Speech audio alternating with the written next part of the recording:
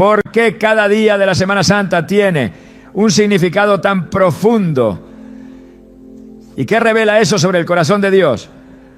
Muchos conocen los eventos, la entrada triunfal, la última cena, la cruz, pero pocos comprenden el propósito divino detrás de cada uno. En Lucas 24:26, Jesús pregunta: ¿no era necesario que el Cristo padeciera estas cosas y que entrara en su gloria? Esta declaración es la clave.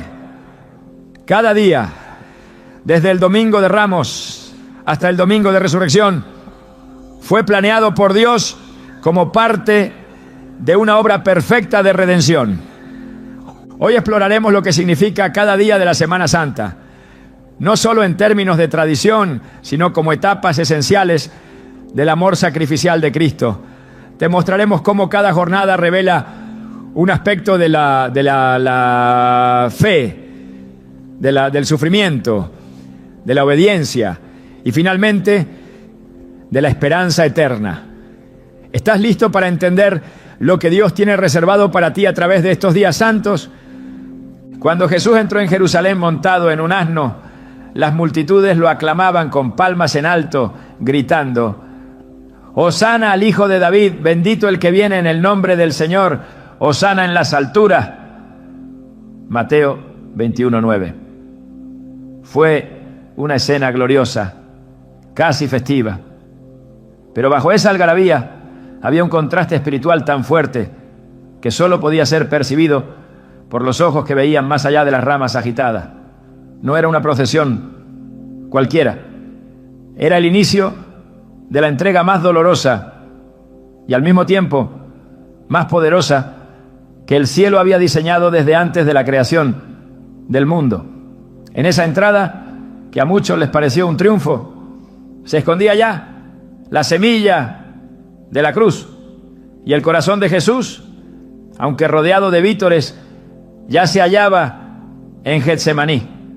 Este día marca el comienzo de la Semana Santa y sin embargo también desnuda una de las mayores contradicciones del corazón humano, porque muchos de los que gritaban Hosana ese domingo gritarían crucifícales apenas unos días después. Y no es una casualidad que la Escritura nos lo muestre así. La entrada triunfal de Jesús nos revela cómo la fe superficial puede desaparecer ante la primera incomodidad y cómo la alabanza sin convicción puede ser más peligrosa que el silencio. Jesús sabía que la multitud no lo comprendía. En Lucas 19:41-42 se nos dice que cuando llegó cerca de Jerusalén y vio la ciudad, lloró por ella, diciendo: oh, si también tú conocieras, a lo menos en este tu día, lo que es para tu paz, pero ahora está encubierto de tus ojos. El Salvador lloró, no por lo que le esperaba en la cruz, sino porque su pueblo no reconoció el día de su visitación. Aclamaron lo que no entendían. Celebraron al Rey sin comprender el reino. Hoy, el Domingo de Ramos, se conmemora en iglesias de todo el mundo. Se reparten palmas, se canta, se recuerdan aquellos momentos con cierto aire de triunfo. Pero si solo nos quedamos en la celebración exterior, estamos repitiendo el error de la multitud.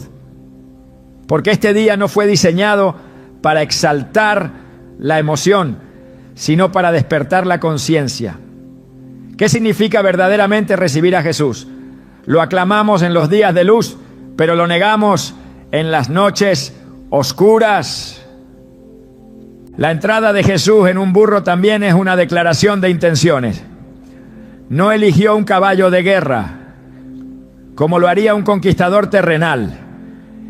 Eligió lo humilde, lo cotidiano, lo que no impresiona.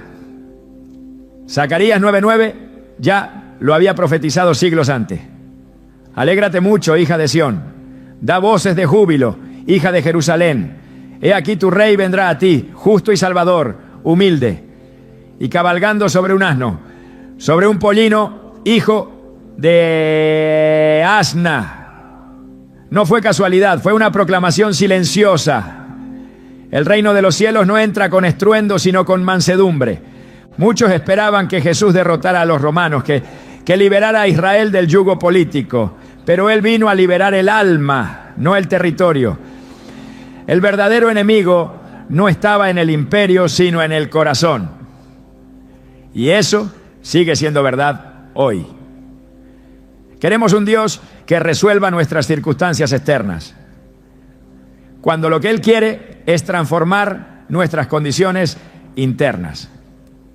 Por eso el Domingo de Ramos también nos revela el contraste entre nuestras expectativas humanas y el propósito divino. Pensemos por un momento en Pedro. Él también estaba ahí, lleno de pasión, convencido de que seguir a Jesús era caminar hacia una conquista visible. Pero cuando el Maestro habló de la cruz, de sufrimiento, de muerte, Pedro lo reprendió. Y Jesús le dijo: apártate de mí, Satanás, porque no pones la mira en las cosas de Dios, sino en las de los hombres. Marcos 8:33. Este mismo Pedro días después lo negaría 3 veces. Porque cuando la fe está basada en lo que Dios puede hacer por mí y no en quién es Él, entonces esa fe no resiste la prueba del fuego.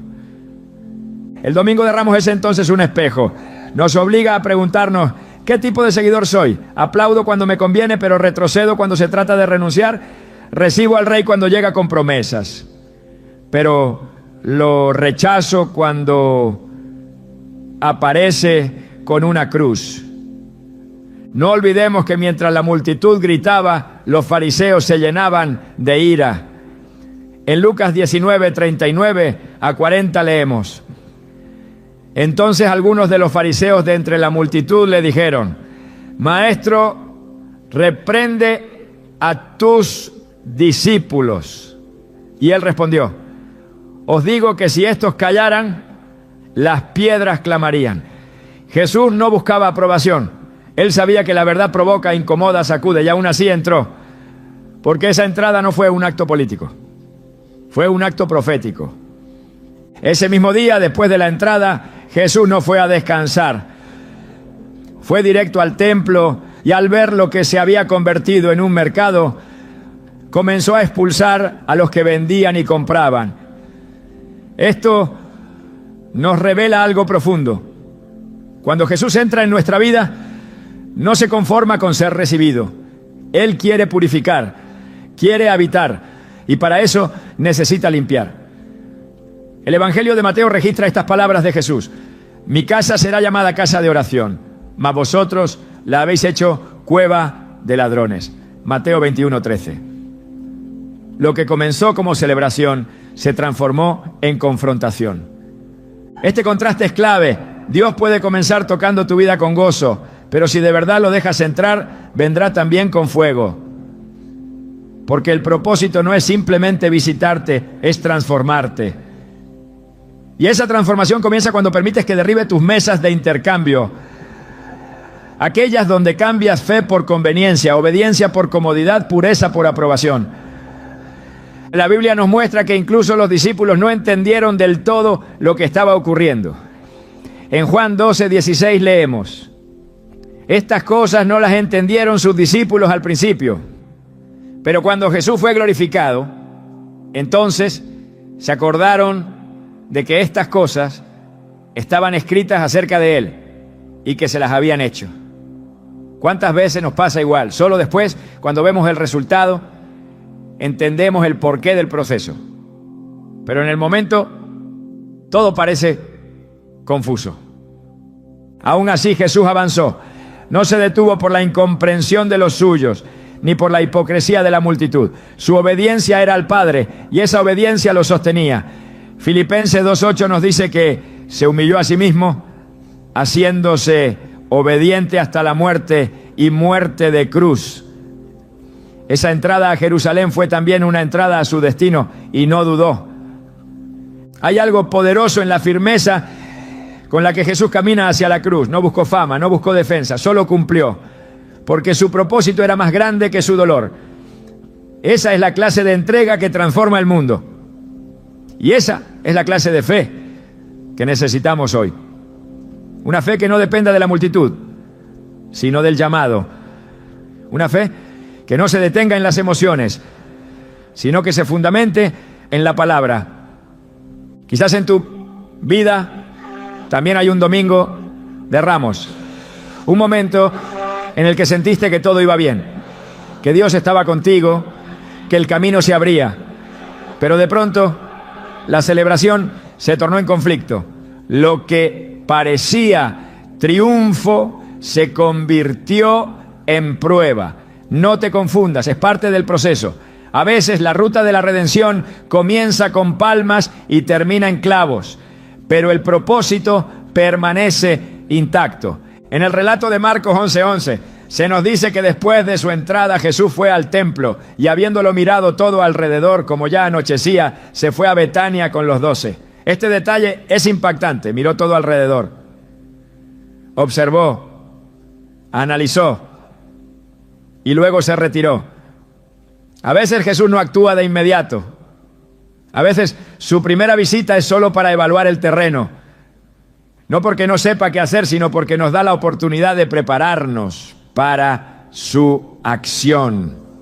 La entrada de Jesús en tu vida no siempre vendrá con milagros instantáneos. A veces vendrá con una mirada que examina, con un silencio que pesa, con una espera que prueba.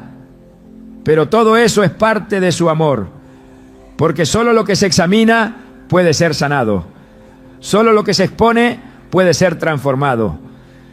Domingo de Ramos no es una celebración superficial, es una invitación profunda. Nos confronta con nuestra respuesta a la presencia de Dios. ¿Somos multitudes que gritan hoy y olvidan mañana? ¿O somos discípulos que caminan incluso cuando no entienden? Cada año esta fecha vuelve a tocar la puerta de nuestras almas. No para revivir una historia antigua, sino para activar una verdad presente. Jesús sigue entrando en nuestra Jerusalén personales. Sigue viniendo, humilde, firme, determinado, no montado en grandezas, sino en la sencillez del Evangelio. Y cada uno de nosotros decide cómo responder. Podemos lanzar nuestras palmas o rendir nuestro corazón.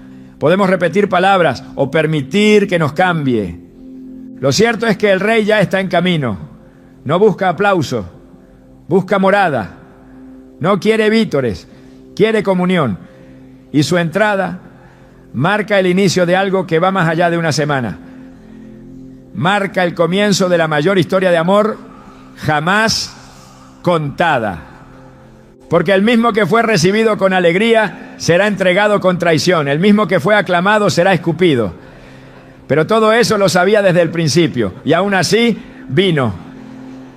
Porque el amor verdadero no huye del sacrificio. Lo abraza. Y esa es la verdad que hoy celebramos. Que Jesús no necesita nuestras palmas, necesita nuestra rendición. Después de la entrada triunfal, cuando la multitud se dispersó y los cánticos se apagaron, Jesús no buscó descanso ni conversación. No se quedó admirando la ciudad, ni se dejó seducir por la efervescencia de los aplausos. Su mirada estaba fija en el templo. Allí, en el corazón religioso de Israel, algo lo hería profundamente. No era solo la presencia de mercaderes y cambistas, era el ruido que había reemplazado a la oración. Era el negocio disfrazado de devoción. Era la apariencia de santidad escondiendo la corrupción del alma. Por eso al día siguiente Jesús volvió a Jerusalén con un propósito claro: limpiar la casa de su Padre. La escena que se desarrolla en Mateo 21, 12 a 13 no puede suavizarse. Jesús volcó mesas, derribó sillas, expulsó a los que compraban y vendían y gritó con autoridad: escrito está, mi casa será llamada casa de oración, mas vosotros la habéis hecho cueva de ladrones. No fue un arrebato impulsivo, fue un acto deliberado, profético y profundamente espiritual. Cada uno de sus movimientos declaraba que la santidad de Dios no tolera simulacros.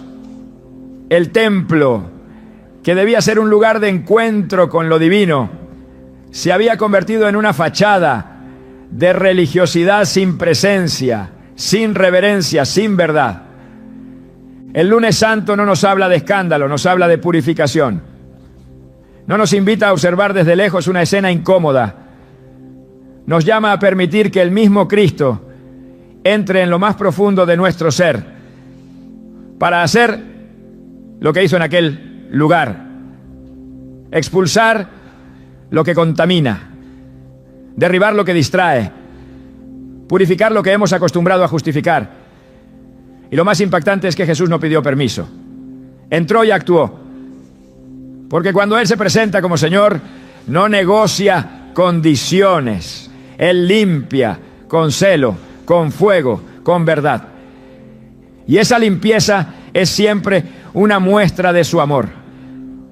Lo que Jesús hizo en el templo fue una repetición de lo que ya había hecho al inicio de su ministerio, según Juan 2:13-17, pero esta vez fue diferente, porque ahora su muerte estaba cercana. Su cruz era inminente y la condición del pueblo no había cambiado.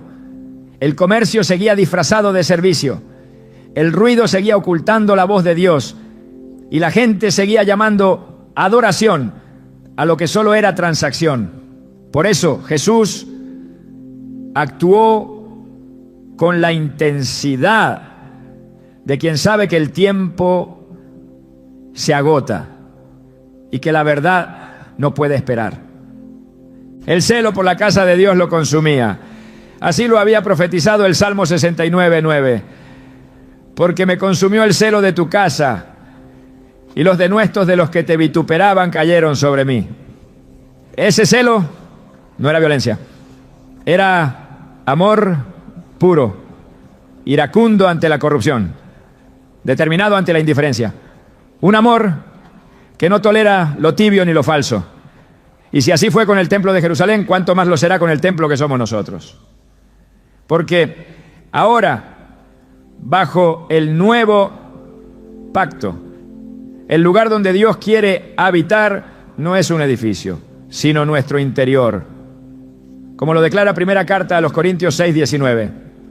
¿O ignoráis que vuestro cuerpo es templo del Espíritu Santo, el cual está en vosotros? El lunes santo es el día en que Cristo no solo entra, sino que actúa. No se limita a observar, sino que ejecuta. Y lo hace con una intención: restaurar lo que le pertenece.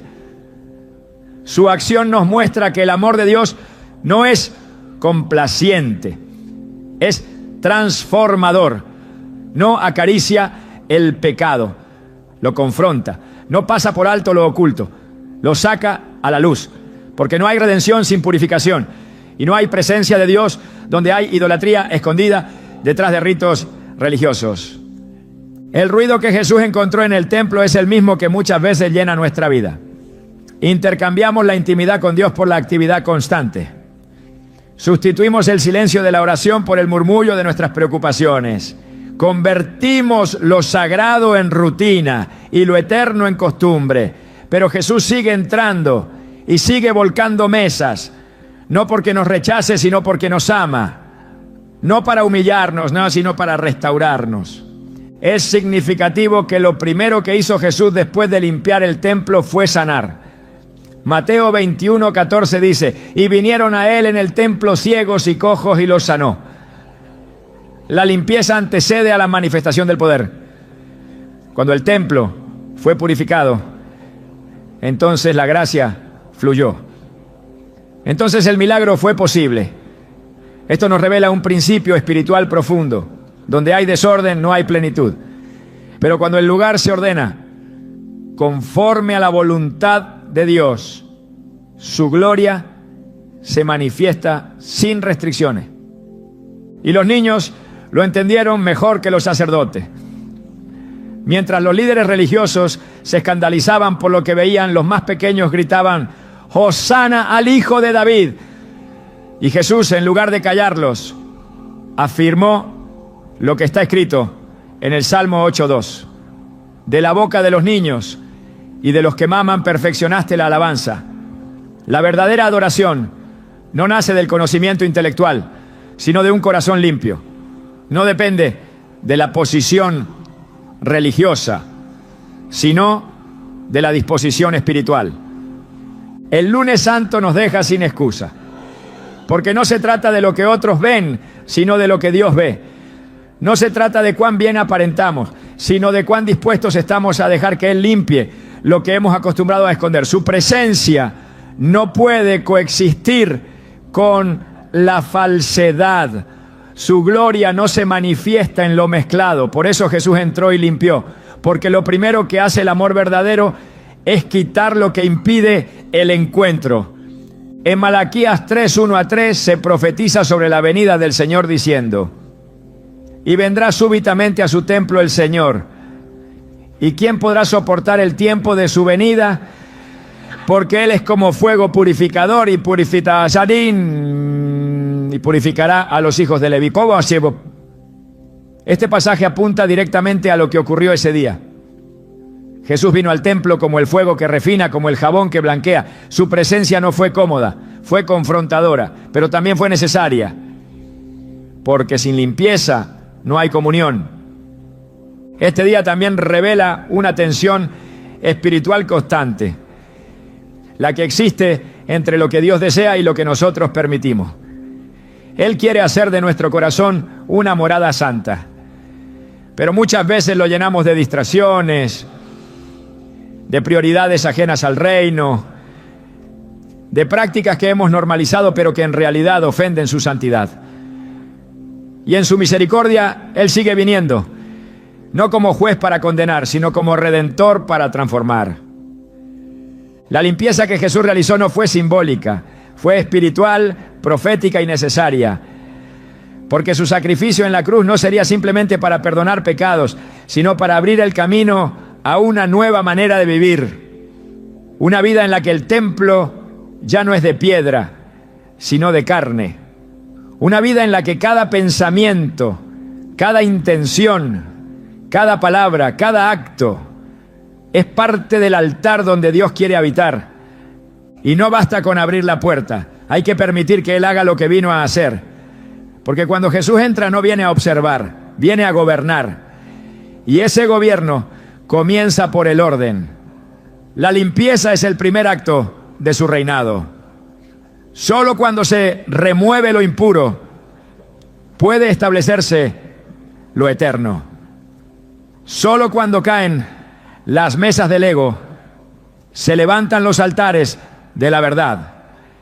El Evangelio nos muestra que la reacción a esta limpieza no fue arrepentimiento, sino resistencia. Los principales sacerdotes y escribas se indignaron. No soportaron ver a Jesús tomando autoridad donde ellos habían perdido el control. Porque cuando la luz llega, desenmascara la oscuridad. Y la oscuridad, lejos de rendirse, muchas veces se defiende. Pero la autoridad de Cristo no se sujeta a estructuras humanas. Su celo no se negocia. Su verdad no se ajusta a los sistemas. Él limpia, no para agradar a los hombres, sino para preparar el lugar de su gloria. Este día también nos enseña que la santidad no es negociable. Dios no comparte su casa con lo profano, no habita donde hay mezcla. Por eso el apóstol Pedro escribe en 1 Pedro 1:16: sed santos, porque yo soy santo. No es una sugerencia, es un llamado. Y ese llamado comienza con un acto de limpieza, porque solo lo santo puede contener lo eterno. Jesús no derramó su sangre para que sigamos viviendo con corazones divididos. No murió para que mantengamos nuestros templos llenos de voces que no provienen del cielo. Él entregó su vida para que fuéramos completamente suyos. Y esa entrega demanda una respuesta radical. El lunes santo no nos da margen para medias tintas.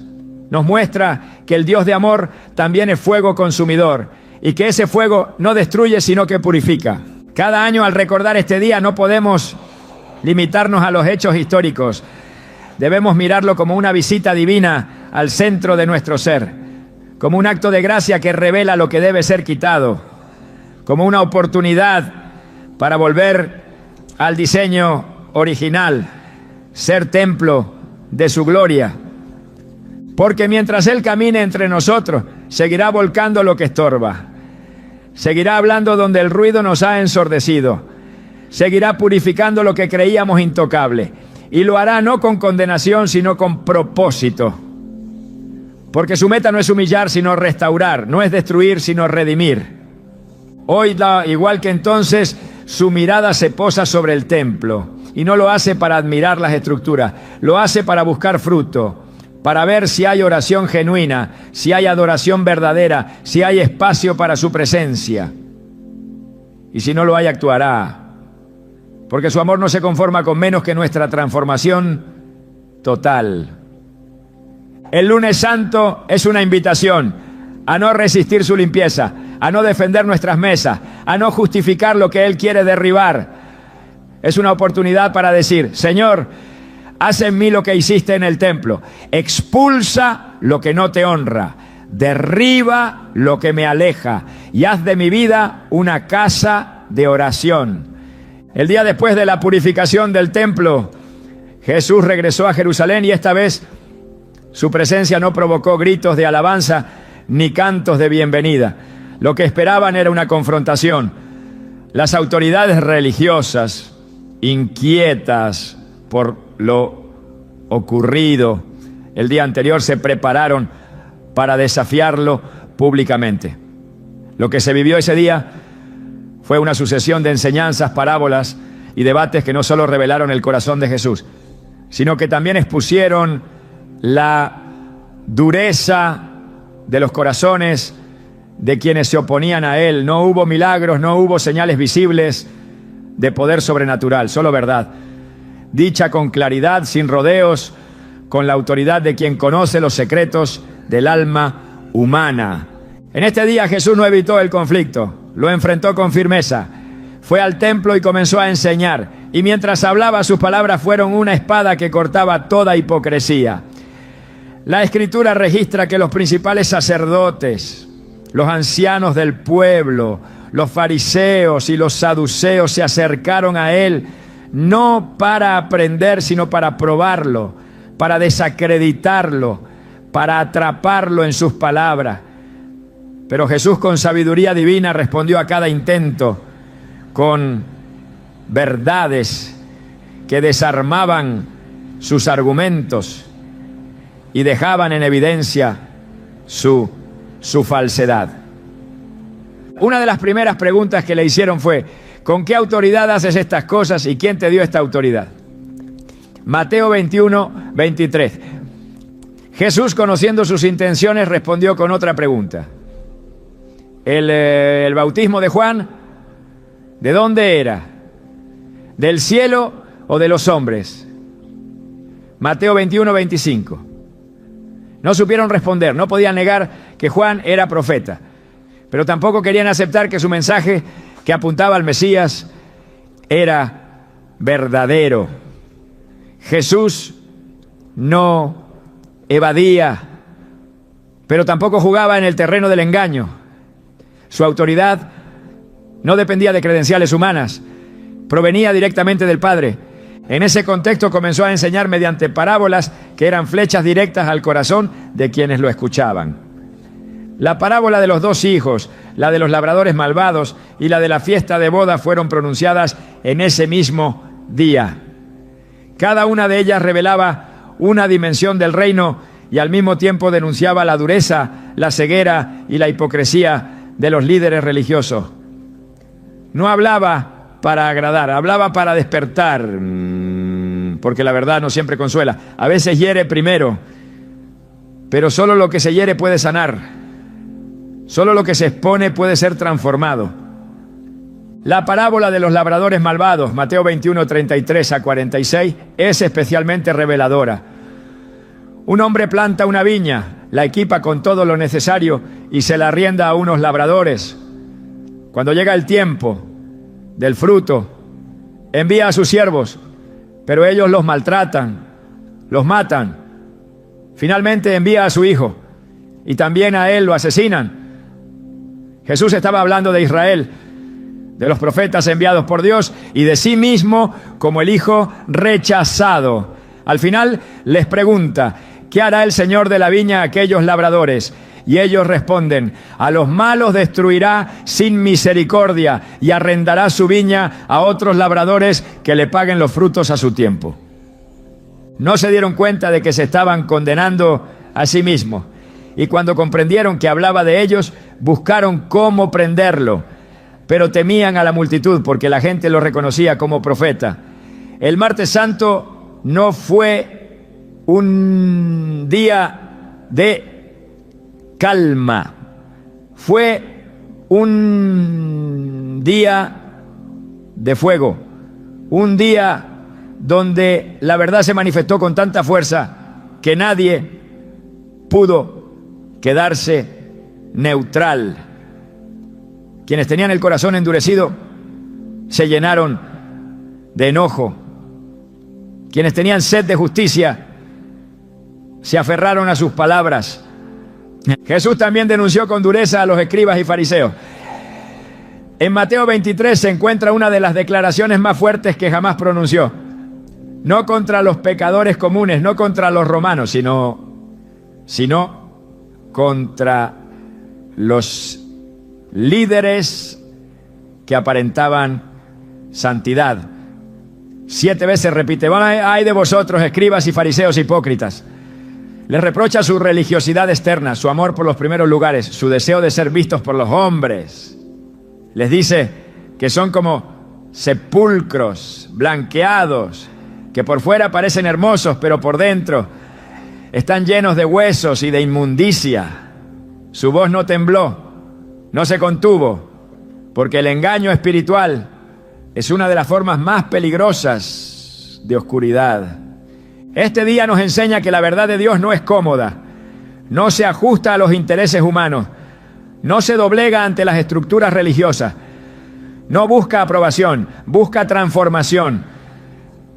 Jesús no endulzó su mensaje, lo proclamó con firmeza, porque amaba demasiado a su pueblo como para dejarlo en la oscuridad, y porque sabía que ya no había tiempo.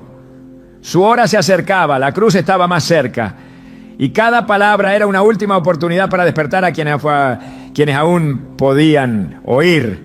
También habló del fin de los tiempos. En el Monte de los Olivos consoló con sus discípulos, ¿no? Pronunció el conocido discurso escatológico. Mateo 24 y 25 registran estas enseñanzas. Allí habló de la destrucción del templo, de los falsos cristos, de las señales del fin, del amor que se enfriará, de la gran tribulación. Pero también habló de la venida del Hijo del Hombre, del juicio, de la separación entre ovejas y cabritos. No como una amenaza, sino como una advertencia misericordiosa, porque quien ama, advierte, y quien ve lo que viene, no calla. La parábola de las 10 vírgenes, la de los talentos y la del juicio de las naciones fueron parte de ese mismo día. En ella Jesús reveló que no basta con tener apariencia de fe, hace falta preparación, fidelidad y compasión. El aceite que faltó en las lámparas de las vírgenes insensatas simboliza esa falta de comunión verdadera.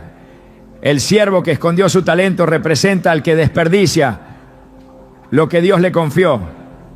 Y la separación entre los que dieron de comer, de beber, de vestir, y los que no lo hicieron, muestra que el verdadero amor a Dios siempre se expresa en obras hacia el prójimo.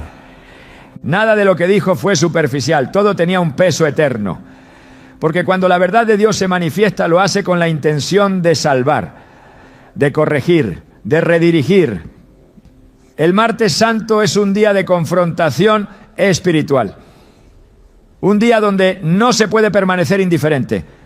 O se recibe la verdad con humildad o se la rechaza con dureza.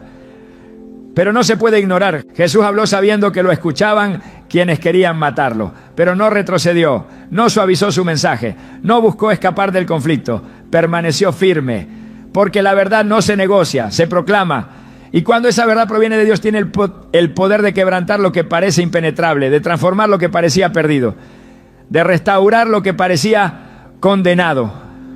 También lloró por Jerusalén. En Mateo 23, 37 a 39, pronunció estas palabras: Jerusalén, Jerusalén, que matas a los profetas y apedreas a los que te son enviados. ¿Cuántas veces quise juntar a tus hijos, como la gallina junta sus polluelos debajo de sus alas, y no quisiste? La firmeza de su juicio no se contradice con la ternura de su amor. Jesús no habla desde el enojo, sino desde el dolor. No denuncia por desprecio, sino por compasión. Porque lo que más duele a Dios no es el pecado, sino la resistencia al arrepentimiento. Cada palabra dicha ese día sigue resonando, porque la verdad de Dios no caduca, su mensaje sigue siendo el mismo: rendición, obediencia, integridad. No se trata de conocer la Escritura, sino de vivirla. No basta con aparentar santidad, es necesario ser transformados por el Espíritu. Y esa transformación solo ocurre cuando nos exponemos a la verdad sin defensas, sin justificaciones, sin orgullo. Jesús no buscó seguidores cómodos, buscó discípulos comprometidos, que pudieran soportar la verdad, que aceptaran la corrección, que estuvieran dispuestos a renunciar a todo por causa del reino. El Martes Santo revela que seguir a Cristo no es una decisión superficial, es una entrega total, un abandono de toda hipocresía, de toda doble vida, de toda religiosidad vacía. Porque solo los que se rinden completamente pueden experimentar la libertad que trae su verdad. Y conoceréis la verdad, y la verdad os hará libre. Juan 8:32. Pero esa verdad, antes de liberar, confronta. Antes de sanar, revela la herida. Antes de consolar, sacude. Porque el Evangelio no es una declaración de comodidad, es una llamada a morir para vivir, a soltar lo falso para abrazar lo eterno. El Martes Santo es la jornada de la verdad que incomoda, pero también la verdad que salva. Es el día en que Jesús levantó la voz no para condenar, sino para despertar. Un día que nos desafía a examinar nuestro corazón, a abandonar todo disfraz espiritual, a rendirnos por completo a la autoridad de Cristo. Porque solo los que se dejan confrontar por su verdad pueden ser transformados por su gracia. El miércoles se abre sin grandes milagros, sin discursos extensos, sin gestos visibles que despierten la atención de las multitudes. En contraste con la intensidad de los días anteriores, este día se sumerge en una calma inquietante. Jesús no aparece enseñando en el templo, ni se registran confrontaciones con los fariseos, ni se proclama públicamente alguna parábola. El Evangelio guarda un silencio que pesa, como el aire antes de una tormenta. Pero ese silencio no es vacío, es sagrado, es la antesala de una entrega definitiva. Es el espacio donde Dios prueba los corazones sin necesidad de pronunciar palabra. Porque hay días en que el cielo parece callar, pero no está ausente, simplemente está obrando en un nivel más profundo. El miércoles santo representa ese tipo de jornada espiritual, cuando el estruendo cesa, cuando la revelación da paso a la espera, cuando la emoción inicial se encuentra con la realidad del compromiso. Y en ese cruce silencioso se revela quién permanece y quién retrocede. En este día, mientras todo parece estar en pausa, algo crucial se está gestando en secreto. Judas Iscariote busca a los principales sacerdotes. No lo hace con luz, lo hace en las sombras. Mateo 26, 14 a 16 nos dice que fue entonces cuando él preguntó: ¿qué me queréis dar y yo os lo entregaré? Y ellos le asignaron 30 piezas de plata. Desde ese momento Judas buscaba oportunidad para entregarlo. Es en este día cuando la traición se activa. No con gritos, sino con un acuerdo silencioso. Nada exterior parecía alterado, pero espiritualmente las fuerzas ya se estaban alineando. En la superficie todo puede aparentar calma, pero cuando el corazón ya ha decidido alejarse de Dios, el enemigo encuentra su camino. Y no siempre lo hace con estridencia. A veces entra por la rendija de una intención torcida, por la grieta de una decepción no entregada, por el deseo de controlar lo que solo a Dios le corresponde decidir. El miércoles santo nos recuerda que el silencio también puede ser parte del plan de Dios. No todos los días están llenos de manifestaciones. Hay días donde lo único que se oye es el eco de una decisión. Y aún en esa aparente quietud, la fidelidad es probada. Porque quien ama verdaderamente sigue firme incluso cuando el cielo no responde de inmediato. La fe madura en la ausencia de señales, no en la abundancia de respuestas. En Isaías 30:15 está escrita una clave espiritual que resuena con la esencia de este día. En descanso y en reposo seréis salvos. En quietud y en confianza será vuestra fortaleza. Hay fortaleza que no nace del hacer, sino del permanecer, del resistir sin ver, del confiar cuando no se entiende. El silencio de Dios no es castigo, es una forma de purificación, una pausa donde se revela la calidad de nuestra fidelidad. Jesús, sabiendo todo lo que venía, no trató de impedirlo, no confrontó a Judas, no denunció el pacto que se estaba gestando en la oscuridad, lo dejó hacer, porque el verdadero poder no necesita demostrar fuerza. Descansa en la certeza de que el propósito de Dios no puede ser frustrado. Esa es la convicción que sostiene al justo cuando todo parece detenerse, que aún lo oculto será redimido, que incluso la traición será absorbida por el plan divino para gloria de aquel que reina sobre todo. Este día es una invitación a profundizar, a revisar las intenciones que se ocultan bajo nuestra obediencia externa, a permitir que el Espíritu examine lo que ni siquiera hemos verbalizado, porque las traiciones más profundas no comienzan con un acto, sino con un pensamiento que nunca fue rendido. El silencio de Dios, lejos de ser abandono, es una puerta que se abre a la confrontación interna que no puede hacerse con palabras. Solo en quietud se revelan los verdaderos motivos. Solo en el aparente vacío se oye la voz que nunca miente. El miércoles santo es también el día donde somos llamados a decidir sin presión, sin audiencia, sin espectáculo.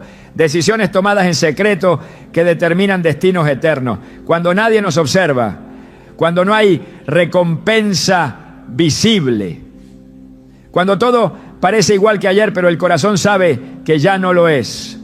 Porque una vez que la traición se acepta, el camino se oscurece. Y una vez que la fidelidad se afirma, aunque en silencio, se abre el paso hacia la eternidad. Jesús no necesitó hablar para demostrar su autoridad. Su silencio era obediencia perfecta. Su quietud era la preparación del Cordero que se ofrecía sin resistencia. Isaías 53:7 lo describe con precisión. Angustiado él y afligido, no abrió su boca. Como cordero fue llevado al matadero y como oveja delante de sus trasquiladores enmudeció y no abrió su boca.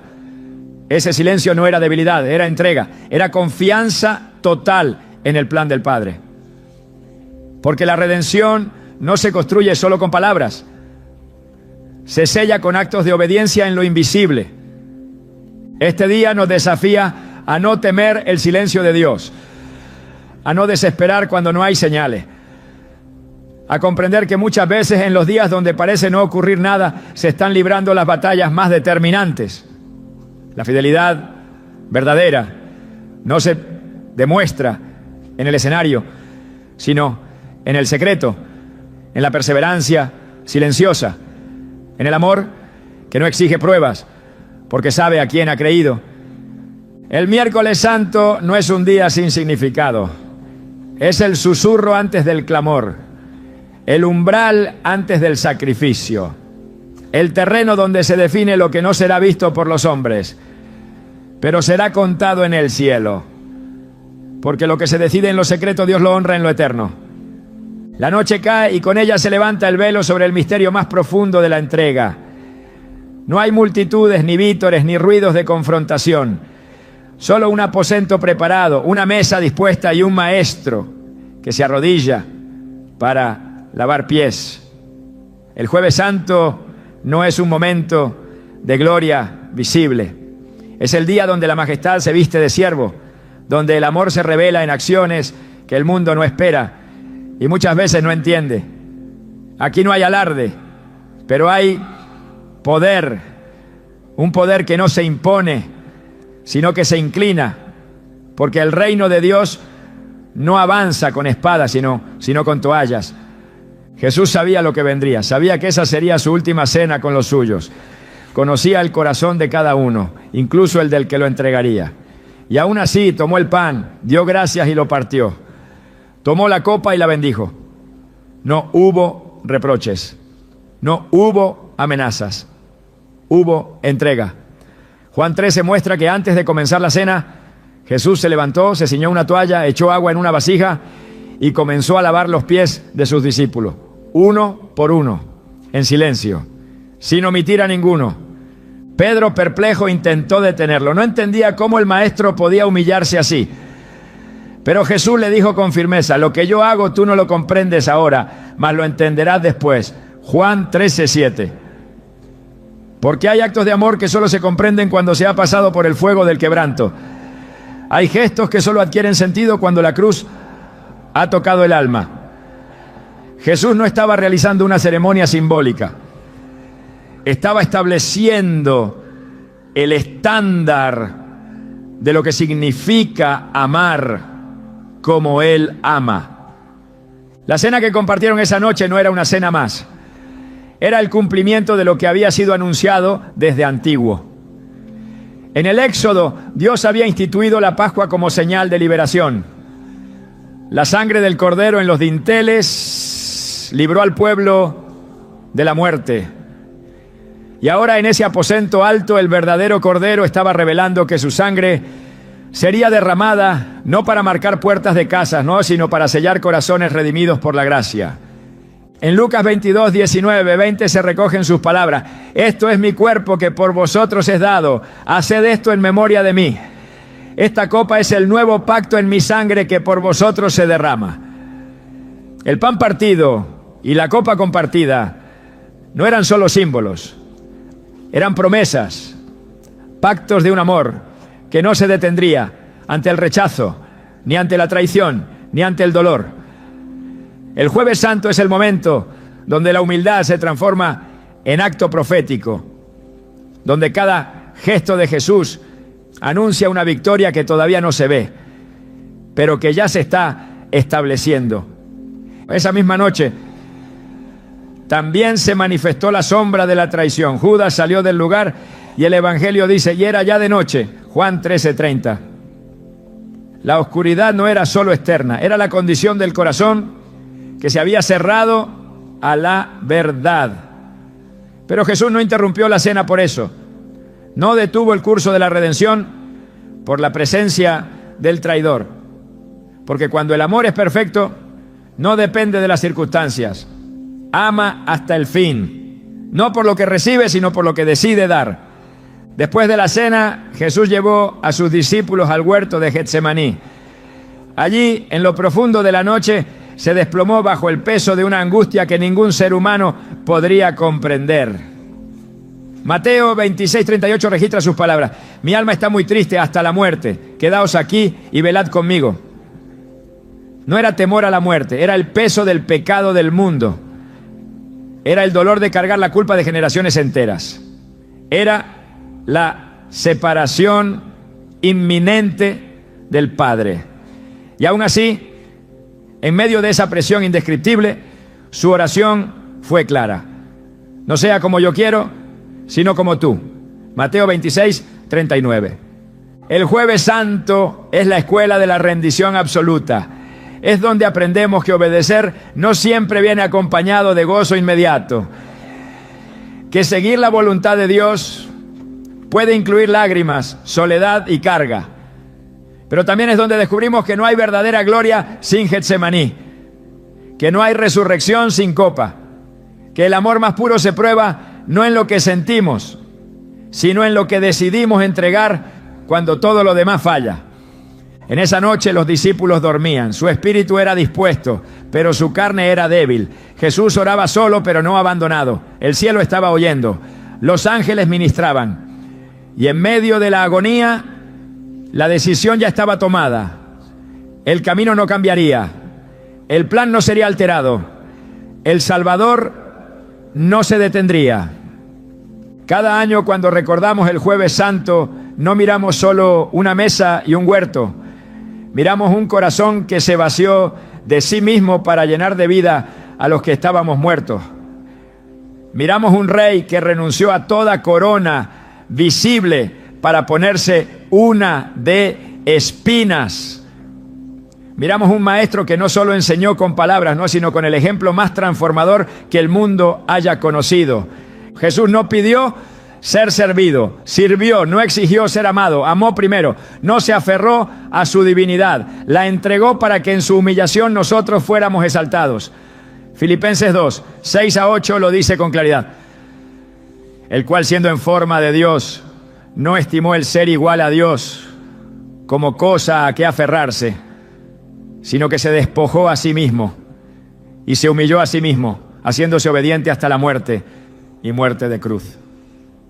Esa es la esencia del Jueves Santo, la humildad que no busca reconocimiento, el amor que no se detiene ante la indiferencia, la entrega que no espera comprensión inmediata y el servicio que no espera aplauso, porque el que lava pies también lleva la cruz, y el que se arrodilla para servir es el mismo que se levantará para reinar. La oscuridad cubrió la tierra al mediodía, el sol se ocultó, y no fue por un fenómeno natural. Fue el cielo respondiendo al momento en que el Cordero de Dios tomaba sobre sí el peso del pecado del mundo. En ese viernes estaba llamado Santo. La creación se estremeció porque el pecado estaba siendo juzgado y la justicia divina estaba cayendo no sobre los culpables, sino sobre el inocente. Jesús fue levantado en una cruz, no por error humano, sino por decreto eterno. No fue víctima del sistema, fue el sacrificio del plan divino. Desde la cruz que su voz resonó 7 veces y cada palabra fue una herida abierta al corazón de la humanidad. No gritó venganza, no pronunció condenación, dijo: Padre, perdónalos porque no saben lo que hacen. Lucas 23, 34. Perdón en medio del dolor, gracia en medio del juicio, amor cuando el odio se burlaba. Esa cruz no fue un accidente, fue un altar. El altar más santo que ha existido, el lugar donde el amor se hizo carne y sangre, donde el precio fue pagado y donde la justicia y la misericordia se encontraron. Los que miraban desde abajo no entendían, algunos lo insultaban, otros lloraban. Los soldados jugaban con sus vestiduras.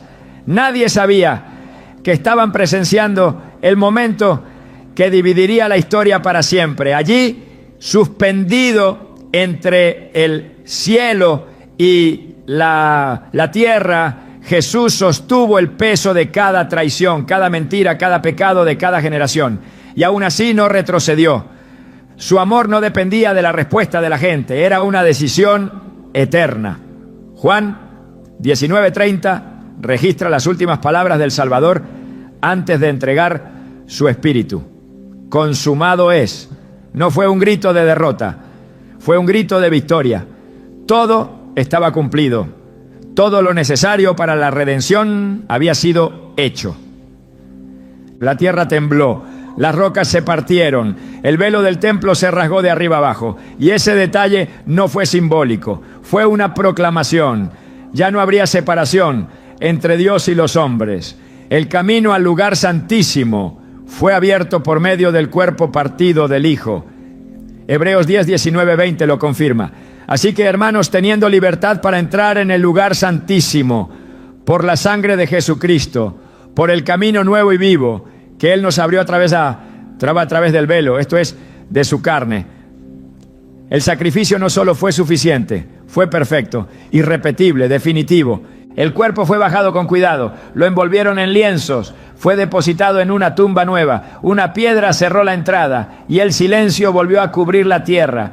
El sábado llegó y con él la espera, una espera tensa, donde los discípulos se escondieron, el dolor se profundizó y la esperanza pareció enterrada con el cuerpo de su maestro. Pero en ese silencio aparente, Dios seguía obrando.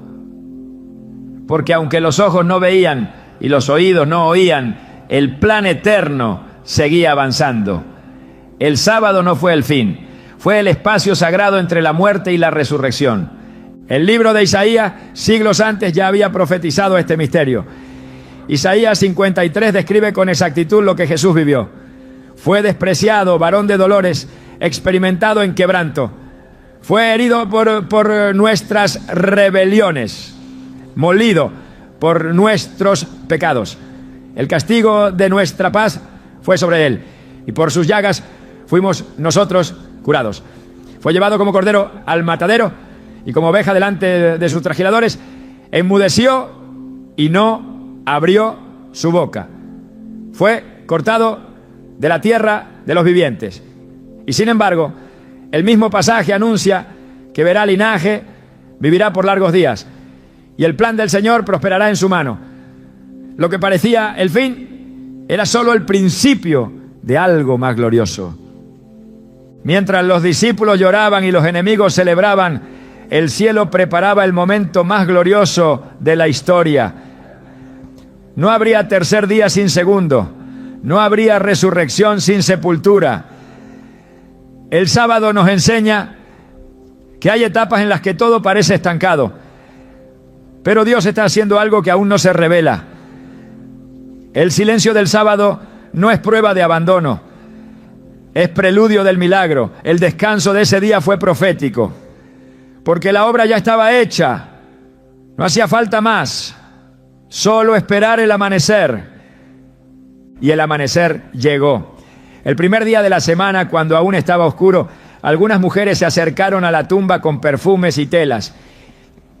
Iban a honrar a un cuerpo que creían muerto, pero se encontraron con una piedra removida y con un mensaje que cambiaría la eternidad. ¿Por qué buscáis entre los muertos al que vive? No está aquí, sino que ha resucitado. Lucas 24, 5-6. No fue una ilusión, no fue una visión colectiva. Fue una realidad física, gloriosa, irrefutable. Jesús había vencido a la muerte. Los ángeles no anunciaron una doctrina, anunciaron un hecho, no invitaron a filosofar, invitaron a creer. Porque si Cristo resucitó, entonces la muerte ya no tiene la última palabra, el pecado ya no reina, el infierno fue vencido y el reino de Dios fue inaugurado con poder. Primera carta a los Corintios 15, 17-20 lo declara con autoridad. Y si Cristo no resucitó, vuestra fe es vana. Aún estáis en vuestros pecados. Pero ahora Cristo ha resucitado de los muertos. Primicias de los que durmieron es hecho. El domingo de resurrección no es el final de la historia, es el inicio de una nueva creación. Jesús se apareció a los suyos, comió con ellos, mostró sus manos y su costado. No era un espíritu, era el mismo que había sido clavado, pero ahora glorificado. Caminó con ellos, habló con ellos, confirmó la promesa y antes de ascender dejó una comisión que aún resuena. Id por todo el mundo y predicad el evangelio a toda criatura. Marcos 16, 15. El evangelio no se basa solo en la cruz, no, sino también en la tumba vacía. No es un mensaje de dolor, sino de transformación. No es solo muerte, es vida nueva, vida eterna. Este tramo final de la Semana Santa concentra el corazón mismo del cristianismo. No hay redención sin cruz, no hay libertad sin sacrificio, pero tampoco hay reino sin resurrección. No basta con llorar el viernes, es necesario creer el domingo. Porque la fe que solo contempla el sufrimiento, pero no se apropia de la victoria, es una fe incompleta. La cruz perdona, pero la resurrección empodera. La muerte de Jesús nos limpia, pero su resurrección nos eleva. Romanos 6:4 nos lo recuerda. Porque somos sepultados juntamente con Él para muerte por el bautismo, a fin de que como Cristo resucitó de los muertos por la gloria del Padre, así también nosotros andemos en vida nueva. Lo que ocurrió entre el viernes y el domingo no fue simbólico. Fue un cambio de realidad. El reino de las tinieblas fue despojado. La autoridad fue devuelta al Hijo, y con ella todos los que creen en su nombre fueron hechos hijos de Dios. No por mérito, sino por gracia, no por obras, sino por sangre, no por religión, sino por resurrección. Colosenses 2:14-15 declara que Jesús anuló el acta de los decretos que había contra nosotros y la quitó de en medio, clavándola en la cruz. Y despojó a los principados y a las potestades y los exhibió públicamente, triunfando sobre ellos en la cruz. Hoy ese triunfo sigue vigente. La tumba sigue vacía y su victoria sigue siendo nuestra esperanza.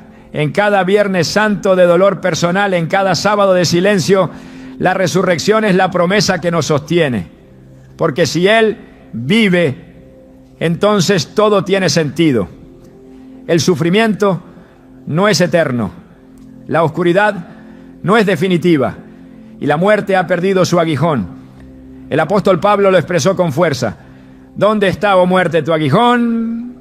¿Dónde, oh sepulcro, tu victoria? 1 Corintios 15:55. Porque gracias sean dadas a Dios, que nos da la victoria por medio de nuestro Señor Jesucristo.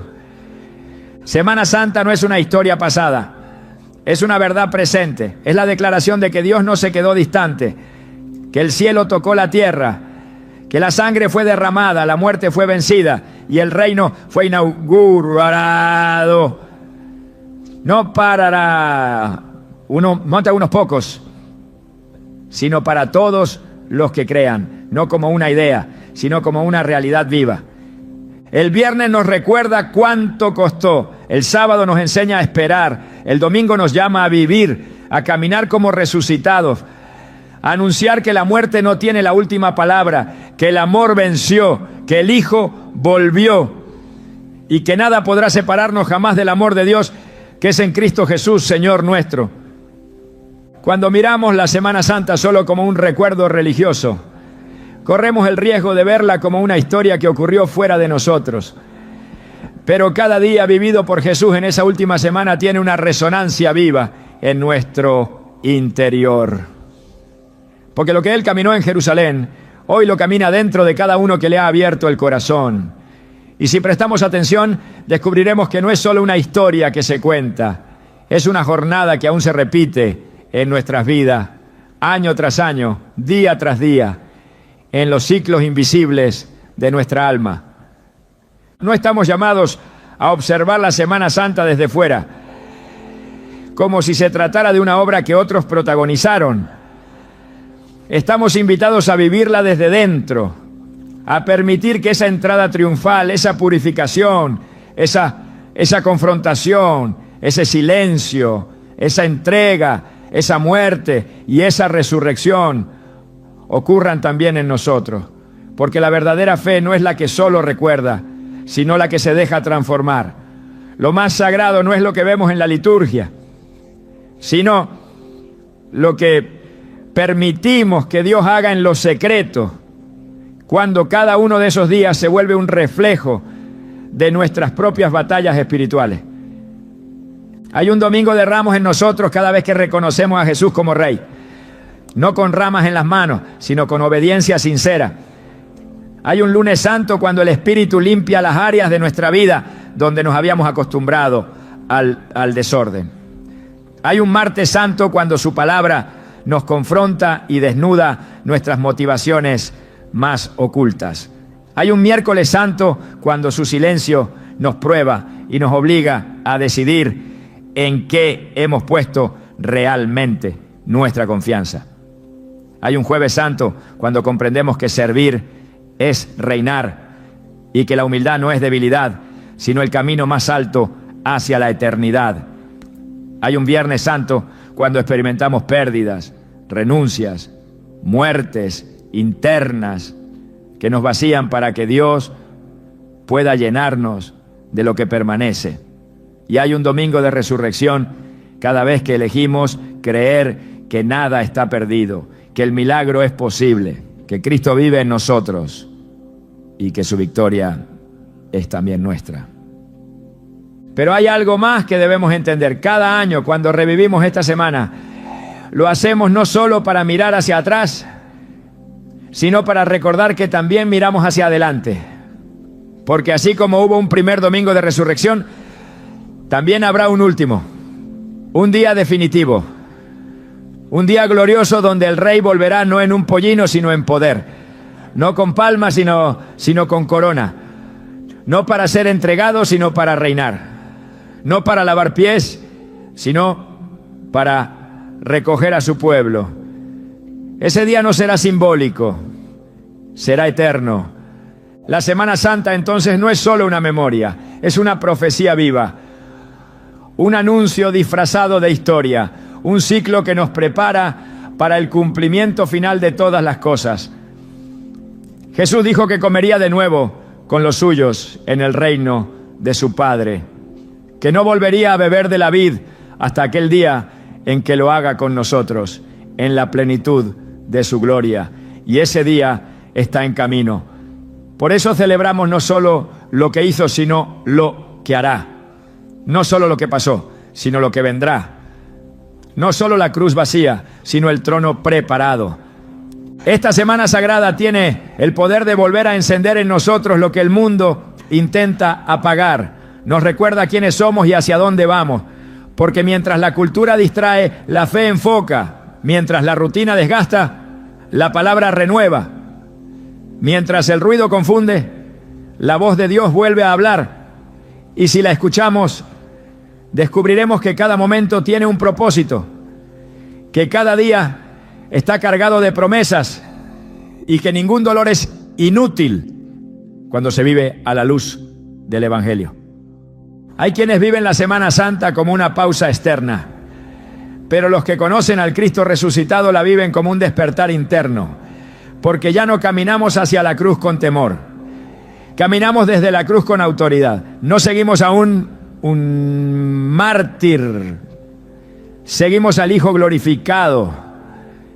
Y ese entendimiento cambia nuestra forma de amar, de perdonar, de resistir, de servir. Cambia nuestra forma de vivir. Quizá por fuera nada en tu vida parezca estar conectado con Jerusalén, con el huerto, con el Calvario, pero por dentro el Espíritu está guiándote por la misma senda. Porque cada hijo de Dios vive, a su modo, una Semana Santa personal, donde debe entrar en obediencia, permitir ser limpiado, aceptar la verdad, esperar en silencio, rendirse sin condiciones, morir a sí mismo.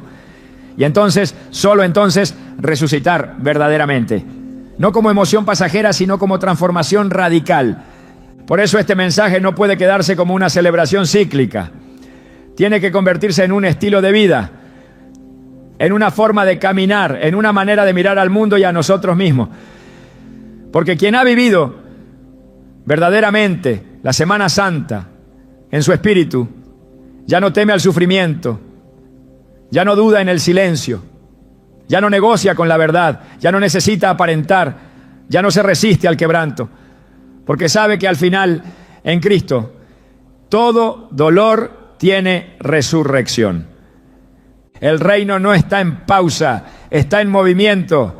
Y cada paso de esta Semana Santa que Jesús caminó es una señal profética de lo que sigue ocurriendo en los que lo siguen con todo el corazón.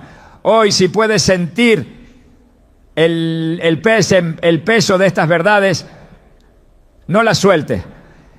No dejes que pasen como una emoción de temporada. Haz de cada una piedra viva en tu caminar diario. Vuelve tu rostro al cielo, no solo en Semana Santa, sino todos los días. Y recuerda, el que murió, resucitó. El que resucitó, reinará. Y el que reina, vendrá otra vez.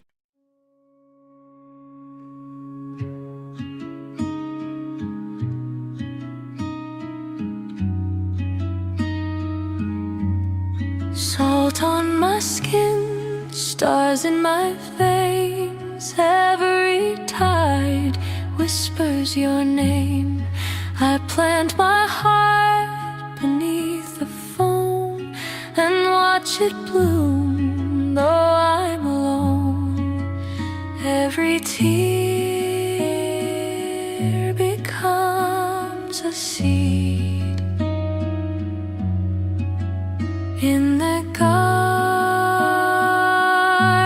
of the sea.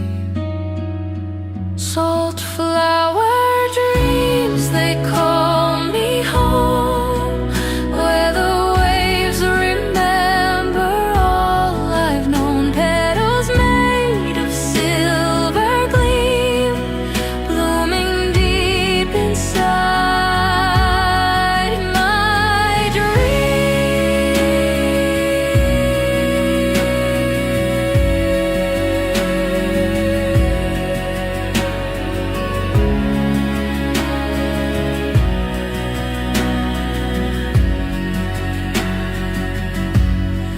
I walk on shells that hum your song.